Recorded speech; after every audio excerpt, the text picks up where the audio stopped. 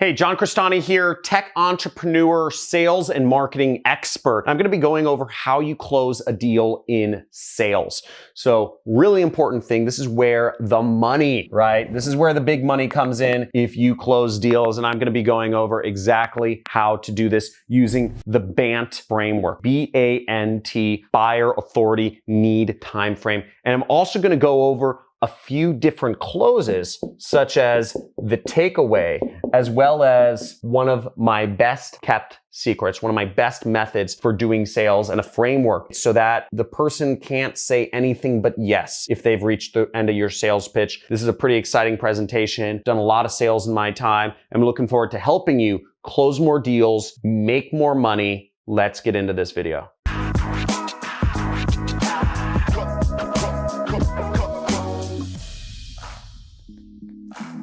Hey, John Crestani here, online marketer, tech entrepreneur. My first job was actually doing sales. I was working in a boiler room with mostly guys. Our quota was minimum 100 calls a day. So every day I was pumping out 150 calls a day, right? I'm an overachiever. Don't be lazy, you millennials, and tell me if I call you out. If you're watching this video on your phone, portrait style, and you're sitting there scrolling through the comments, type in I got you. If I got you, flip the phone to landscape mode. Give it your full focus if you really want to learn this information the most. Type in I got you if you got you, and then flip it back to landscape mode. Let's get into this. So first off, buyer. Okay, this is the BANT framework once again, and you can search this online, BANT. But what BANT is: buyer, authority, need, time frame. Why is this important? Well, these are the four main things you need to find out from somebody in order to close them. First off, you need to know, does this person have the money, right? You know, I used to work in investment marketing. The company didn't want to do deals that were under $25,000. Or another way of phrasing that is they only wanted people who could move over at least $25,000 into an investment. So I needed to make sure that the people I was marketing to could spend more than that. If they couldn't spend more than that, it doesn't even matter. So if people don't have the money to spend on your product or service, it doesn't even matter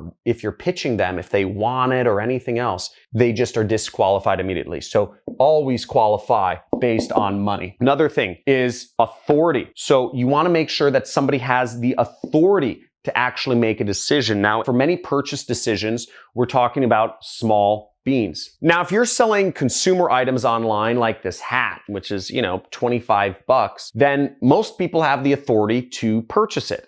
All they need to do is have a credit card. Authority becomes an issue is if you're selling a business product or if you're selling a more expensive product. You need to make sure that you're selling to somebody who can actually sign on the dotted line, fill out their credit card information if they're interested. So expensive products, this also matters if you are marketing to a broad audience. So for instance, if I'm marketing to people on YouTube, many of the people that are viewing my videos are under the age of 18. So they can't buy anything. Most of them don't have credit cards. If you are under the age of 18, let me know if you have a credit card in the comments. Type in, your age and yes, if you have a credit card, or your age and no. If you don't have a credit card, I'd be interested in knowing how many people under 18 have credit cards. But that's a real thing. Do you have the authority to buy? Next item is the need. Does the person actually need the product you are selling? Do they need it? Do they want it? They don't have any desire for whatever you're selling somebody. If you're in sales, oftentimes maybe you're talking to a gatekeeper type of person, right? First off, a gatekeeper doesn't have authority to make a buying decision. Maybe you're talking to some sort of employee. Maybe they're just wasting time. Maybe they're just talking to you to waste time on the job,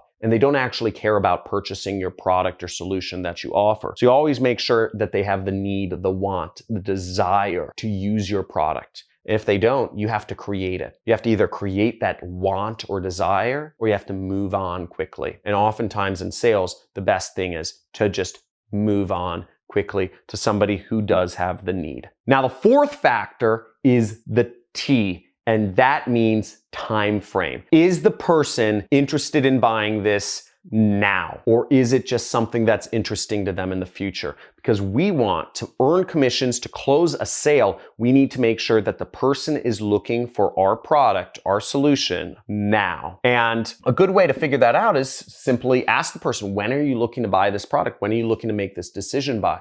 If this is something that the person is saying, I'm really interested, I'm totally willing to buy your product, but it's just not the right time. I'm going to do it by the end of the year. I'm going to do it a month from now. Either you haven't done your job of creating enough desire for that, or you haven't shown them why they need it now. Now, once you've qualified people on all of these things, they are a buyer, check. They have the authority to buy, check. They have the need, want, or desire, check. And they're willing to do it in a reasonable time frame. You are ready to go. Now, if the person still doesn't buy, there's a bunch of different closing techniques. You can Google it. You can Google the term closes, right? Sales closes. But I'm going to only go over one sales close right here, which I believe is the most effective and the least scammy of them all. And it's just the takeaway. I don't like pressure tactics, but the point being, if somebody wants your product, you can just say, okay, maybe it's not a good fit for you. You aren't interested in doing this in the next month. I'm going to work with your competitor or something like that. Just take it away. Say, okay, sir, I'll let you figure it out. I found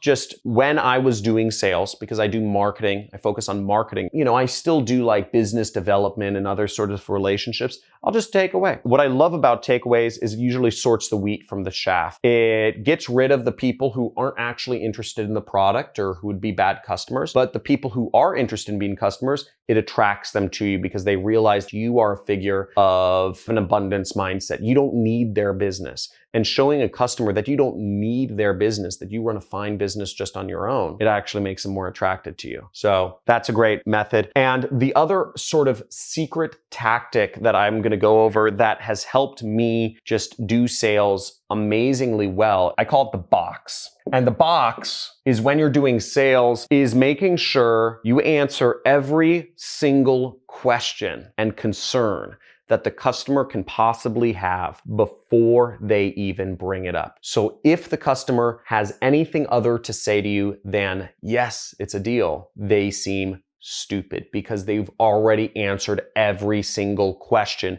that they could possibly ask. Now, how do we create a box where literally every single reason that a customer can think of is addressed? And the way we do that is we simply address every single objection that the customer can think of. Now, what are reasons why customers don't buy a product or service? Well, we might have, time's not right. We might have customers saying it's too expensive. Down here, we might have another objection that it takes too much time. And what's another objection why people might not buy a typical product or service? They might say they don't trust you. They don't know you well enough yet. So all of these objections, and there could be many more objections in buying a product or a service, but these are sort of broad objections that apply to anything somebody might purchase. You can find ways to address every single one of these objections if you've worked in an industry long enough. They don't trust you. How would you address that objection? Well, you can address that objection by a number of different things. You can block that objection off. You're building a little wall to block that objection off by talking about your credibility. You can talk about your testimonial. So one thing I do, for instance, in my program is people might say, well, they don't know if the product actually works. They don't know if my training course is actually really good. And what I'll do is I'll actually just say, don't listen to me. If you don't trust me, that's fine, but trust the results. And I show them testimonials of some of my students. For instance, just now, check out some of these testimonials of some of my students. That's pretty powerful, right? I have so many students at this point who have gone through my program and making money. It's almost a non-issue. And I've been featured on the news, on Forbes, on Fast Company. I'm a credible person. But again, people don't know that if they've never been exposed to you. Now, if this is your first time being exposed to me, make sure you click the subscribe button, hit the notification bell so you can be aware of future videos. All I talk about is sales and marketing on this channel. Now, another objection you might get for many products is that it's too expensive. And if people are saying that your product is too expensive, then they likely don't know about the other more expensive ways of solving that problem. An example might be for a weight loss pill, right? There are a lot of natural weight loss remedies that work very well, but the public doesn't know about them too well. Most of the public thinks that getting surgery, liposuction, or some sort of lap band or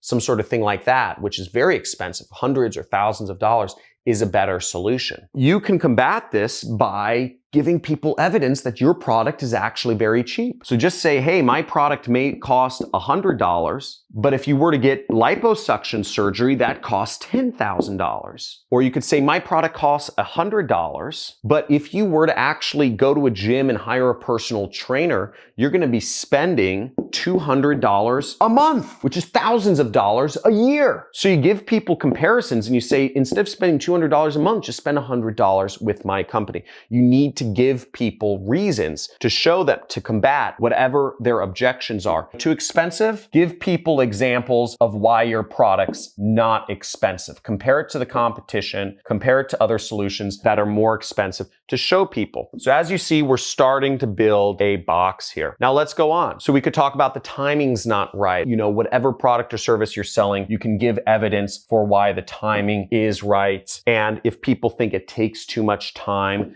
to use your product or service, once again, you build a box and you show them why the time is right now. And I always tell people for my product, which is my training course, if you want to do affiliate marketing, you're saying, I'm too late. Affiliate marketing's been around for 20 years now. I got in, 8 years ago, full time, right? I was late to the party, but the best time to start is now. Some people compare it to the gold rush. It's not like the gold rush. The gold rush, there's a finite amount of money in the earth and you have to be the first one to get it out. This is more like the invention of electricity. Electricity was invented 100 years ago and companies are still using electricity, right? All new companies use electricity now. Isn't that interesting, right? So is electricity a fad? If you weren't in electricity business, 100 years ago, do you still have a chance? 100%. Apple, their products use electricity, was started 100 years after electricity was invented. How are they able to compete? Because it just takes over everything. Electricity is a foundational element for business now, and so is the internet. And the best time to get in the internet is right now, today. It's only going up. It's only going to get harder. You have so many advantages right now. So get started with affiliate marketing. Subscribe to this channel. Join these communities. If you're ready, type in I'm ready in the comments below and join our community. We have a Discord channel now, so you can chat with other people. We have a subreddit and we have a Facebook group because I get about 2 million messages every single day from people asking me to mentor them or help them or hold their hand and hug them and tell them they're a beautiful little snowflake of a human being. And you know what? I can't respond to 2 million people every day. So that's why we created communities where we can all help each other learn and grow. Watch my videos, subscribe to my channel, and talk to you soon.